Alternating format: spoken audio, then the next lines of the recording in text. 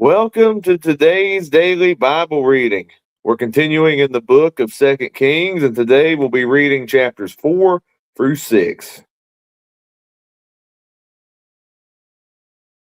A certain woman of the wives of the sons of the prophets cried out to Elisha, saying, "Your servant, my husband, is dead, and you know that your servant feared the Lord, and the creditor is coming to take my 2 sons to be his slaves."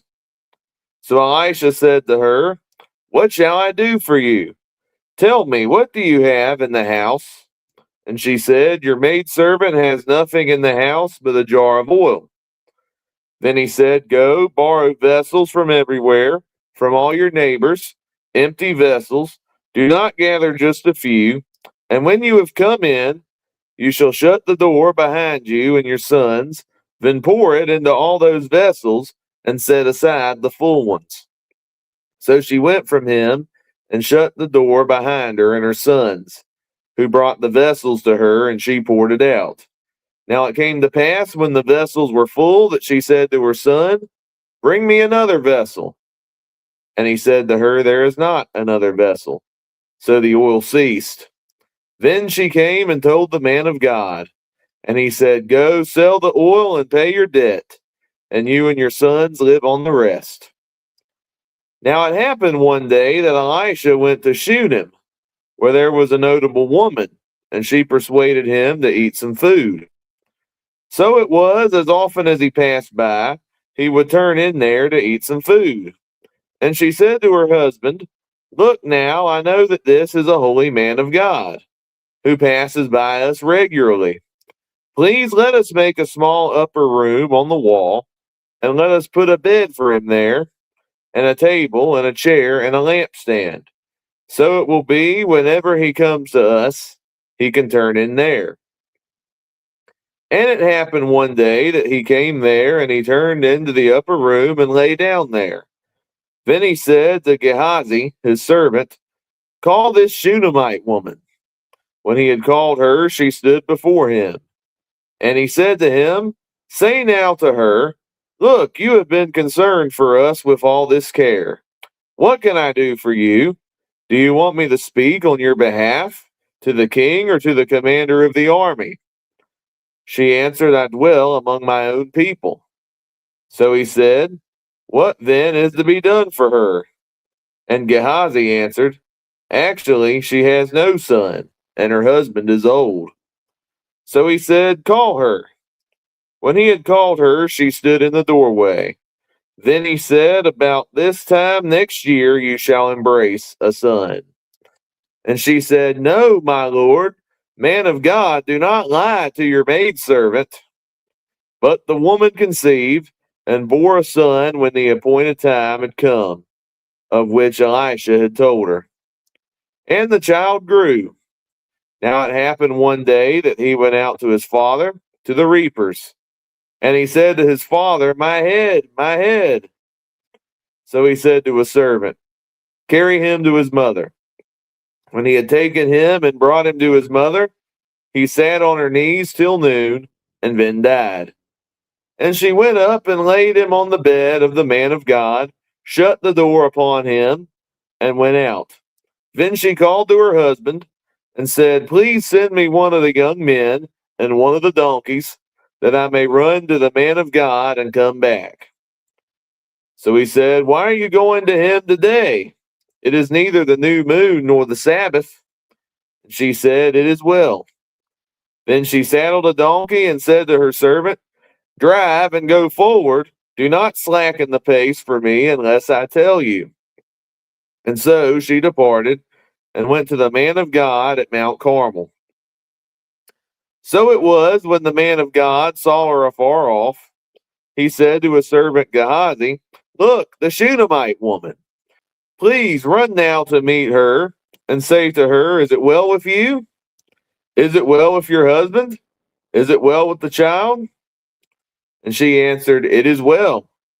Now when she came to the man of God at the hill, she caught him by the feet, but Gehazi came near to push her away. But the man of God said, "Let her alone, for her soul is in deep distress." and the Lord has hidden it from me and has not told me. So she said, Did I ask a son of my Lord? Did I not say, Do not deceive me? Then he said to Gehazi, Get yourself ready, and take my staff in your hand, and be on your way. If you meet anyone, do not greet him. And if anyone greets you, do not answer him, but lay my staff on the face of the child. And the mother of the child said, As the Lord lives, and as your soul lives, I will not leave you. So he arose and followed her. Now Gehazi went on ahead of them and laid the staff on the face of the child. But there was neither voice nor hearing. Therefore he went back to meet him and told him, saying, The child has not awakened. When Elisha came into the house, there was the child lying dead on his bed. He went in, therefore, shut the door behind the two of them, and prayed to the Lord. And he went up and lay on the child, and put his mouth on his mouth, his eyes on his eyes, and his hands on his hands. And he stretched himself out on the child, and the flesh of the child became warm. He returned and walked back and forth in the house, and again went up and stretched himself out on him. Then the child sneezed 7 times, and the child opened his eyes. And he called Gehazi and said, Call this Shunammite woman. So he called her, and when she came in to him, he said, Pick up your son. So she went in, fell at his feet, and bowed to the ground. Then she picked up her son and went out. And Elisha returned to Gilgal, and there was a famine in the land. Now the sons of the prophets were sitting before him, and he said to his servant, Put on the large pot and boil stew for the sons of the prophets. So one went out into the field to gather herbs, and found a wild vine, and gathered it from a lapful of wild gourds, and came and sliced them into the pot of stew, though they did not know what they were. Then they served it to the men to eat.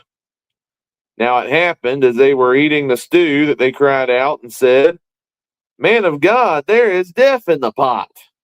And they could not eat it. So he said, Then bring some flour. And he put it into the pot and said, Serve it to the people that they may eat. And there was nothing harmful in the pot. Then a man came from Baal Shalisha, and brought the man of God bread of the first fruits, 20 loaves of barley bread, and newly ripened grain in his knapsack. And he said, Give it to the people, that they may eat. But his servant said, What, shall I set this before 100 men? He said again, Give it to the people, that they may eat. For thus says the Lord, they shall eat, and have some left over. So he set it before them, and they ate and had some left over, according to the word of the Lord. Now Naaman, commander of the army of the king of Syria, was a great and honorable man in the eyes of his master, because by him the Lord had given victory to Syria. He was also a mighty man of valor, but a leper. And the Syrians had gone out on raids, and had brought back captive a young girl from the land of Israel. She waited on Naaman's wife. Then she said to her mistress, If only my master were with the prophet who is in Samaria, for he would heal him of his leprosy. And Naaman went in and told his master, saying, Thus and thus said the girl who is from the land of Israel. Then the king of Syria said, Go now, and I will send a letter to the king of Israel. So he departed and took with him 10 talents of silver, 10,000 shekels of gold, and 10 changes of clothing. Then he brought the letter to the king of Israel, which said, Now be advised, when this letter comes to you, that I have sent Naaman my servant to you, that you may heal him of his leprosy. And it happened, when the king of Israel read the letter, that he tore his clothes and said, Am I God, to kill and make alive, that this man sends a man to me to heal him of his leprosy? Therefore, please consider and see how he seeks a quarrel with me. So it was when Elisha, the man of God, heard that the king of Israel had torn his clothes, that he sent to the king, saying, "Why have you torn your clothes? Please let him come to me, and he shall know that there is a prophet in Israel." Then Naaman went with his horses and chariot, and he stood at the door of Elisha's house. And Elisha sent a messenger to him, saying, "Go and wash in the Jordan 7 times, and your flesh shall be restored to you, and you shall be clean." But Naaman became furious and went away and said, "Indeed, I said to myself, he will surely come out to me and stand and call on the name of the Lord his God, and wave his hand over the place and heal the leprosy. Are not the Abana and the Parpar, the rivers of Damascus, better than all the waters of Israel? Could I not wash in them and be clean?" So he turned and went away in a rage.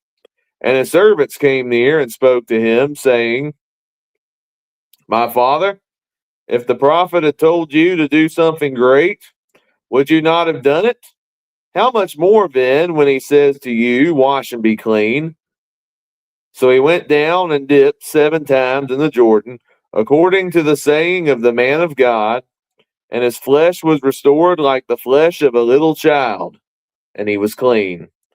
And he returned to the man of God, he and all his aides, and came and stood before him, and he said, "Indeed, now I know that there is no God in all the earth except in Israel. Now therefore, please take a gift from your servant." But he, Elisha, said, "As the Lord lives, before whom I stand, I will receive nothing." And he urged him to take it, but he refused. So Naaman said, "Then, if not, please let your servant be given 2 mule loads of earth, for your servant will no longer offer either burnt offering or sacrifice to other gods, but to the Lord. Yet in this thing may the Lord pardon your servant when my master goes into the temple of Rimmon to worship there. And he leans on my hand, and I bow down in the temple of Rimmon.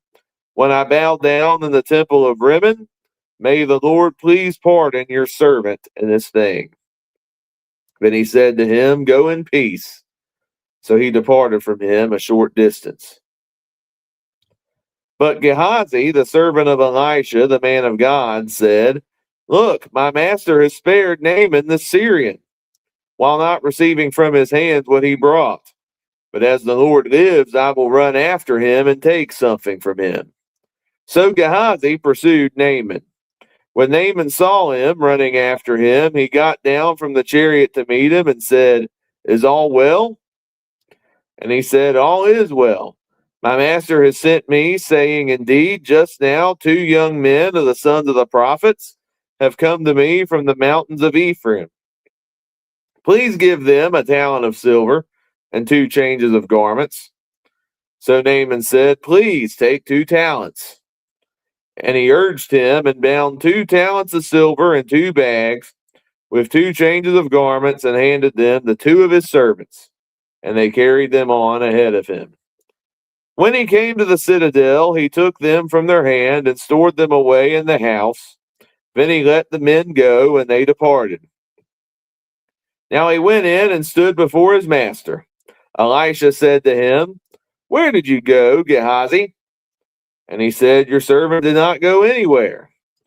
Then he said to him, "Did not my heart go with you when the man turned back from his chariot to meet you? Is it time to receive money and to receive clothing, olive groves and vineyards, sheep and oxen, male and female servants? Therefore the leprosy of Naaman shall cling to you and your descendants forever."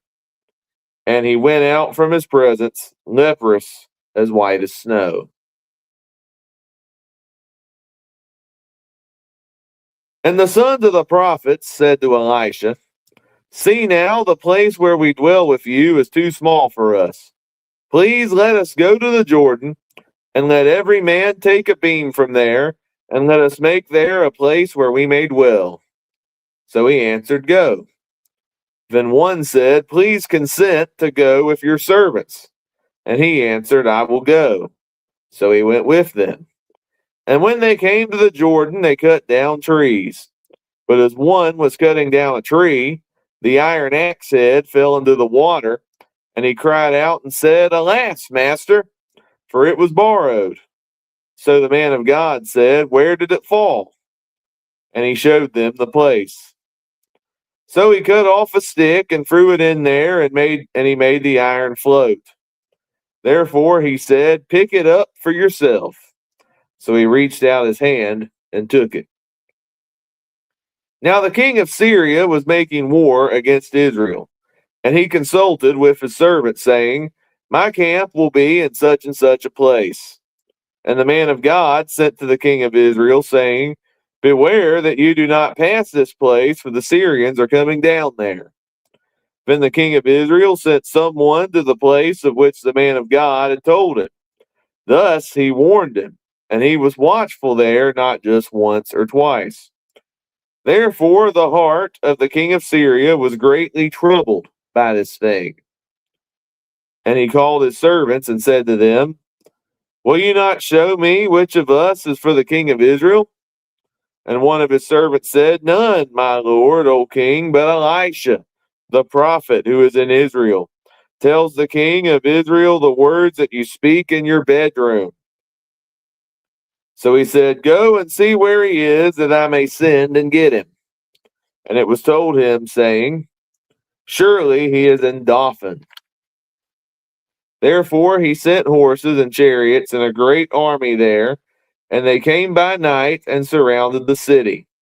And when the servant of the man of God arose early and went out, there was an army surrounding the city with horses and chariots.